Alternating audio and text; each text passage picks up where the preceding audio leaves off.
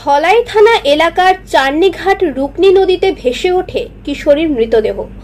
রবিবার সকালে কিশোরীর মৃতদেহ দেখতে পান স্থানীয়রা। শ্যামাচরণপুর জিপির আরাধনপুরের বাসিন্দা প্রয়াত তাপস দাসের কন্যা অনিতা দাস নামের কিশোরীর মৃতদেহ নদীতে উদ্ধারের ঘটনায় তীব্র চাঞ্চল্য সৃষ্টি হয়েছে। স্থানীয়দের সহযোগিতায় মৃতদেহ নদীর পাশে আটকে রাখা হয়। নদীতে মৃতদেহ উদ্ধারের গোটা এলাকায় চাঞ্চল্য সৃষ্টি হয়েছে। ভিড় জমান অসংখ্য জনতা। খবর দেওয়া হয় পুলিশে। ছুটে আসেন ধলাই থানার অতিরিক্ত পুলিশ ইনচার্জ জুনু দেউরি ও লায়লাপুর পুলিশ পেট্রোল পোস্টের ইনচার্জ শ্যামলী গৈগি। পুলিশ ও স্থানীয়দের সহযোগিতায় মৃতদেহ নদী থেকে উদ্ধার করা হয়। জানা যায়, গত শুক্রবার রাত 7টা নাগাদ 15 বছরের কিশোরী অনিতা দাস কোথায় নিখোঁজ হয়ে যায়। আমার বোনের মেয়ে কয়দিন থেকে আসলে শুক্রবার থাকি আজকে কিরকম আজকে আমরা তামাক গেছি এন্ট্রি কাম করিয়া গিয়া ওখানে গিয়া খবর পাইয়াও আইছি। পড়া ছাত্র নি পড়েনি না পড়ে না।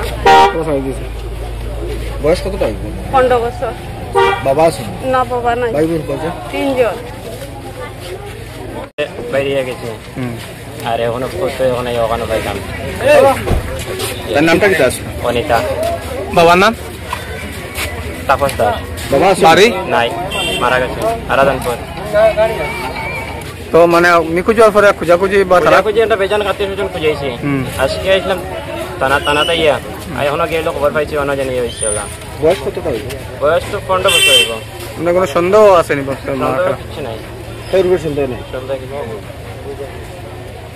সময় আমার এখানে চার্নিঘাট জিপি অফিসের সামনে আমার যে ভাইস প্রেসিডেন্ট রিয়াজউদ্দিন লস্কর তাই ফোন করে কইছে যে এখানে একটা ডেড বডি পাওয়া গেছে নদীতে, মেয়ে লোকের একটা ডেড বডি পাওয়া গেছে। তখন আমি তাহলে কইছি তুমি কি শিওর আগে মানুষও না অন্য কিছু ভালো করে শিওরও, নাইলে তো প্রশাসনে মানে খবরটা দেওয়া যায় না। এরপরে তাই না এসে দেখছে যে মানুষই এটা একটা মেয়ে লোক।